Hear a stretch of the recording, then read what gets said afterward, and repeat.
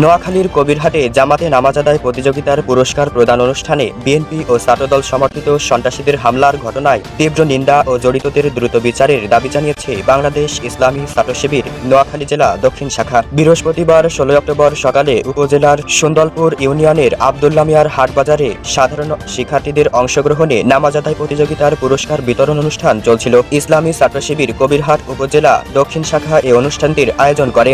এ সময় স্থানীয় একটি অফিসে অনুষ্ঠান চলাকালে হঠাৎ বিএনপি ও ছাত্রদল সমর্থিত একদল সন্ত্রাসী মিছিল সহকারে সেখানে প্রবেশ করে, ভাঙচুর চালায় এবং উপস্থিত নেতাকর্মীদের উপর হামলা করে।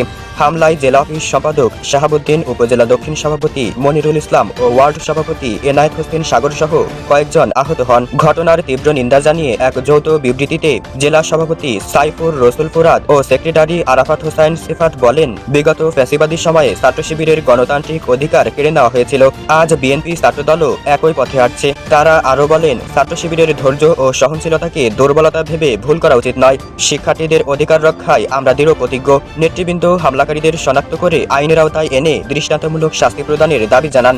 একই সঙ্গে দেশের সকল শিক্ষা প্রতিষ্ঠানের শিক্ষার্থীদের নিরাপত্তা ও গণতান্ত্রিক পরিবেশ নিশ্চিত করার জন্য প্রশাসনের প্রতি আহ্বান জানান।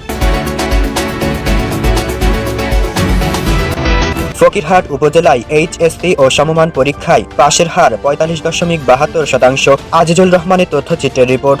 2025 সালের এইচএসসি ও সমমান পরীক্ষার ফলাফলে বাগেরহাট জেলার ফকিরহাট উপজেলায় মোট শিক্ষার্থীর সংখ্যা ছিল 1513 জন। এর মধ্যে কৃতকার্য শিক্ষার্থী 692 জন এবং অকৃতকার্য শিক্ষার্থী 821 জন। উপজেলায় মোট জিপিএ 5 পেয়েছে 39 জন শিক্ষার্থী।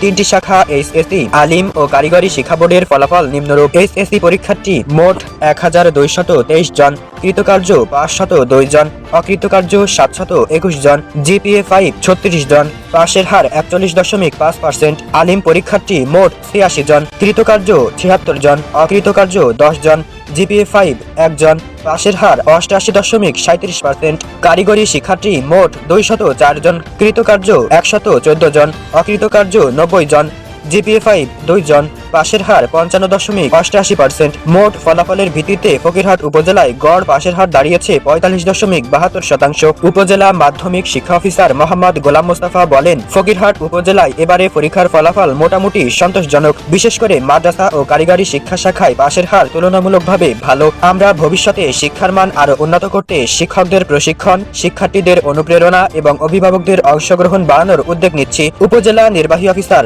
সুমনা আইরিন বলেন, ফকিরহাট উপজেলায় শিক্ষার মান উন্নয়নে আমরা নির্লসভাবে কাজ করছি। যারা ভালো ফলাফল করেছে তাদের অভিনন্দন জানাই, যারা ব্যর্থ হয়েছে তাদের জন্য বলবো এটি শেষ নয়, নতুন করে সূচনা করো। কাজেই ফলাফলের চেয়ে জীবনের শিক্ষা ও অধ্যবসায় অনেক বড়।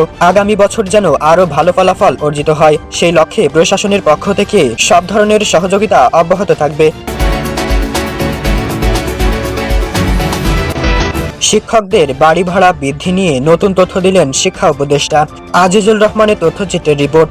সরকারের আর্থিক বাস্তবতা অনুযায়ী এমপিওভুক্ত শিক্ষকদের বাড়ি ভাড়া 5% বৃদ্ধি এখন আলোচনাধীন রয়েছে বলে জানিয়েছেন অন্তর্বর্তী সরকারের শিক্ষা উপদেষ্টা ডক্টর CR আবরার।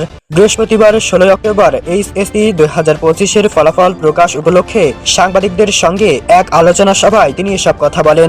শিক্ষা উপদেষ্টা বলেন, শিক্ষকরা আমাদের শিক্ষা ব্যবস্থার প্রাণ। আমি শুরু থেকে শিক্ষকদের বেতনে প্রশিক্ষণ ও মর্যাদা বৃদ্ধির পক্ষে সোচ্চার।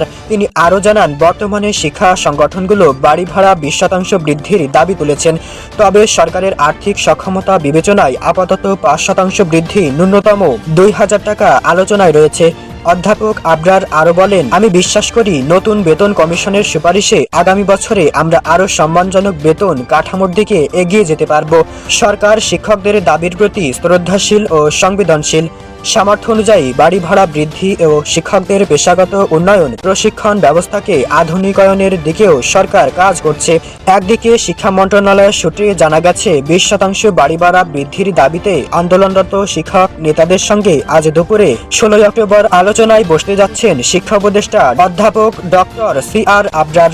সূত্র আরো জানায়, শিক্ষক কর্মচারীরা মূল বেতনের শতাংশ ভিত্তিক বাড়ি ভাড়া দাবি করেছেন। মন্ত্রণালয় বিষয়টি ইতিবাচকভাবে নিয়েছে। তবে অর্থ মন্ত্রণালয় জানিয়েছে একবারে 20% বাড়ানো সম্ভব নয়, ধাপে ধাপে তা বাড়ানো হবে। শিক্ষকদের দীর্ঘদিনের দাবি বাস্তবায়নে সরকারের এই উদ্যোগ শিক্ষায়নে ইতিবাচক সাড়া ফেলেছে। সবাই এখন আশাবাদী নতুন বেতন কাঠামো ও বাড়ি ভাড়া বৃদ্ধির মাধ্যমে শিক্ষকদের আর্থিক অবস্থার উন্নতি ঘটবে।